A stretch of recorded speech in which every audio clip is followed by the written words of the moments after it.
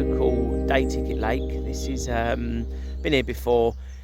It's quite a nice sort of smallish, like it's a commercial really, but it's a nice. It's not just chock full of carp. It's a native species stocked lake. It's almost like pond size really. I've never fished this end before, but you've got to book in advance at the moment because of Corona and all the rest of it. So I booked quite late, and this was the only end that was free. Oh, I'm just getting a bite. 1 second. Oh, perhaps not. I think it was the wind. I've got the wind kind of blowing right in my face, which is good to be at the windward end if you want to get the fish, you know, that are sort of following the food that sort of drifts down. Especially like, you know, especially old bream fishermen fishing the feeder on a big water, they'll always go, you know, fish to the windward end. So that's a positive thing. Although it's really cold, and we're in British summertime now. The clocks have changed. We're well into spring, and it was 4 degrees this morning. And on Monday we've got snow due, which is an absolute nightmare. But there you go. Such is life. Anyway, I've rambled on a bit. Just to let you know, I'm fishing a float and a feeder, 2 rods.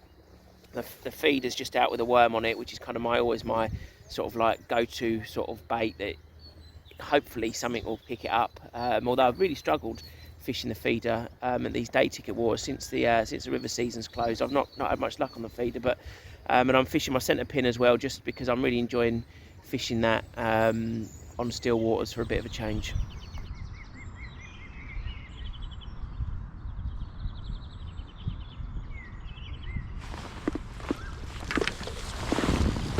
Oh, blimey.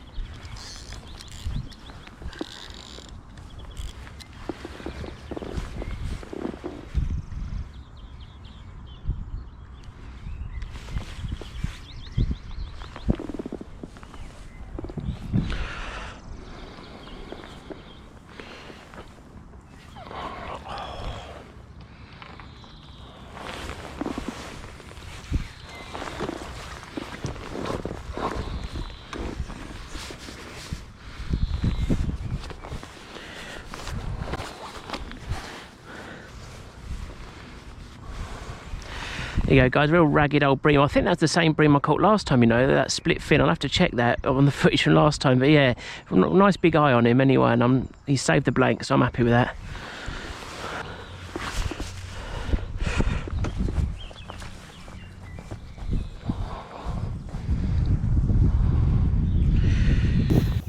Well, guys, wouldn't you know it, I've got a that went absolutely mad. That's an enormous carp. I don't know, no idea what that's weighs. I haven't got my scales with me typically, but yeah, that was on my light feeder, just with 2 maggots. That went absolutely mental. So yeah, very, very pleased with that. Shame I didn't get on the GoPro, because it's just as the battery died, the tip went wanging round.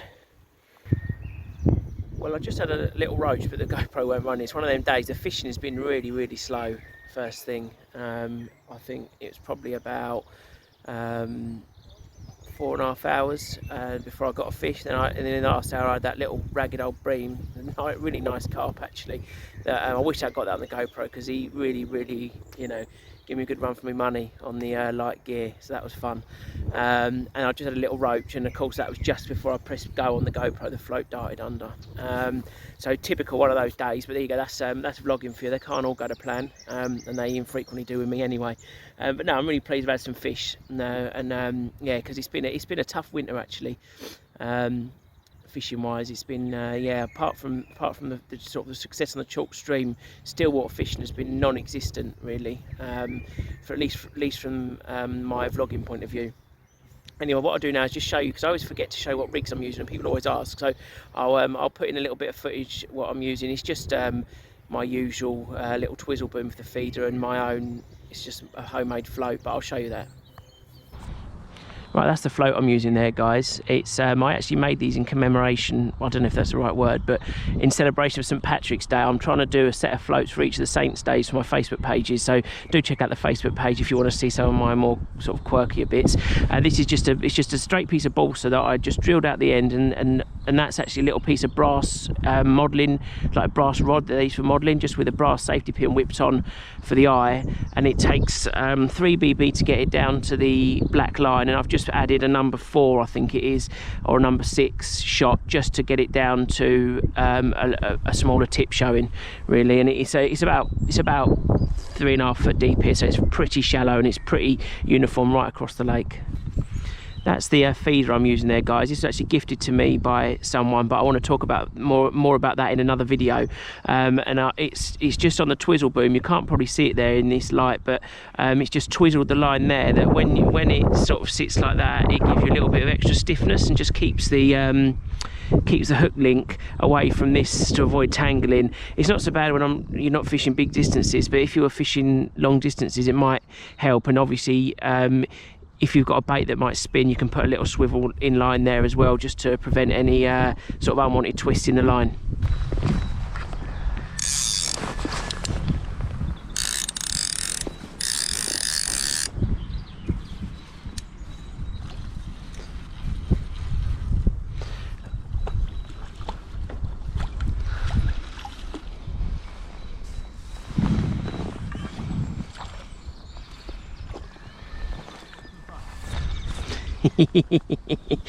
What more could... Hello mate, alright? Yeah.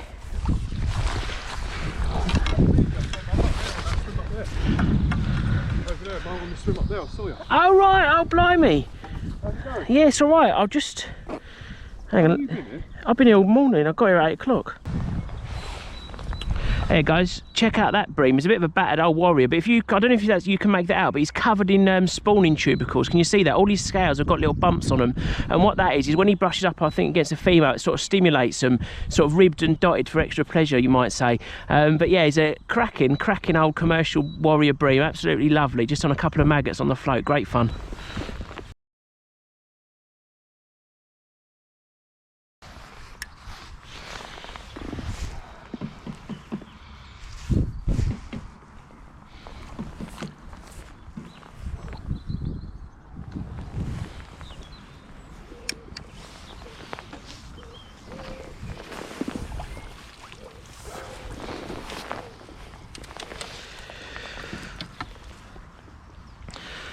Oh, there you go, guys. Just as the sun's coming out a little bit, little skimmer there. Absolutely great fun on the that was just on the float there, just a single white maggot.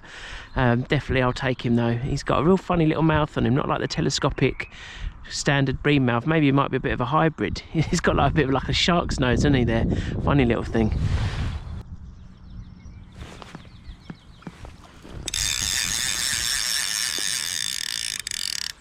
Oh wow. What a cracking ropes. It's absolutely beautiful. Real chunky little one as well. Lovely little fish.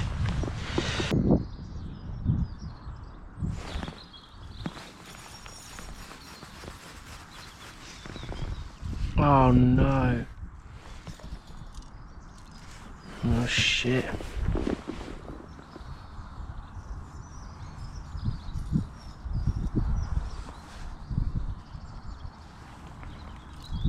Right, I've just managed to cock up the centre pin. I've managed to get the line inside it.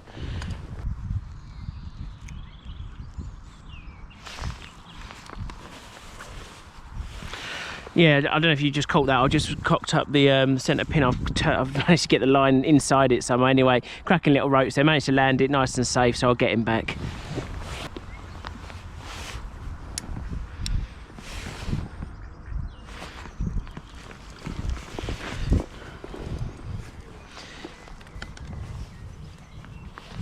Only a little one there, guys, but I've got the reel back sorted again. Yeah, I'm glad I hung on really, because it just seemed to be picking up a bit, and there's a few more fish moving around, so just goes to show if you can stick it out, you might reap the rewards. Well guys, that weren't a bad little session, I suppose. Didn't blank, and that lovely carp, and that last bream was real knobbly old thing. Really characterful, quality bream. A lot of people, you know, hate bream, don't they? But I think they're cracking little fish, as you all know.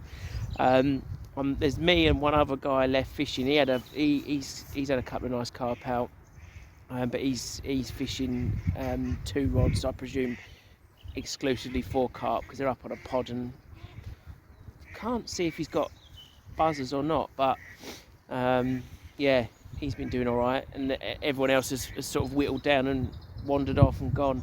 I suppose if you're not catching on a day like this, it is absolutely bitter. Considering we're in April, it's, I don't know what the temperature's been today. It was forecast to not go above 9, but with the wind blowing straight down the lake at me, it is just, yeah, it's as cold as it has been any of my winter fishing days. So there you go, mustn't grumble. Roll on the summer, I say. It really has been such a hard winter. Although I sound like I'm moaning now, I can't complain. I've been out fishing, you know, loads of weekends, more weekends than I've done all year. Apart from obviously the lockdowns, yeah, fishing the last year has actually been really, really good. I think it was about this time last year that, no, it's a bit later than this. When did they let us out of lockdown the first time? That would have been about May time, I think. And I remember I started off getting some lovely bream out of the canal and docks in East London, and sort of cracking on from there. Yeah, it has been a good last 12 months, and now hopefully things will start warming up. Got a few Broads trips planned, which will be really, really nice. So hopefully we'll get some Broads videos done. I know you lot seem to really enjoy them, or they get a real lot of views and loads of engagement on them. So obviously out fishing the Broads is a popular subject, and a really nice way to spend a holiday as well. It's absolutely fantastic.